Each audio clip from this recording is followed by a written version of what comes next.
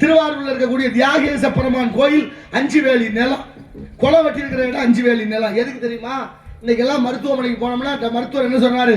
காலையில எந்திரிச்சு நடங்கய்யா, உடற்பயிற்சி செய்யுங்க, உடம்பு சரியில்லை, சுகர் வந்துருச்சுல்ல, நடங்கிறாங்க. ஆனா முன்னோர்கள் நமக்கு கோயிலை கட்டி வச்சா, கோயிலையும் சுத்து, உனக்கு பக்தியும் வரும், நல்ல புத்தியும் வரும், உடலுக்கு ஆரோக்கியம் கிடைக்கும்னு. கோயிலை பெருசு பெருசா கட்டி வச்சது எதுக்காக? ஒரு முறை ஆலயத்தை சுத்தி வந்தால் 2 விதமான நன்மை நமக்கு கிடைக்கிறது. அந்த ஆன்மீகத்துக்குள்ள அறிவியலை கண்டார்கள்.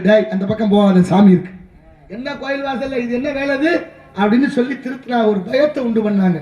சாமிக்கு முன்னாடி பேசுற பேச்சாடாது, கடவுள் நாளைக்கு ஏதாவது தப்பு சொல்றதை கேளுங்க அப்படி சொன்னா இல்ல, அப்படித்தானே வளர்த்தான்.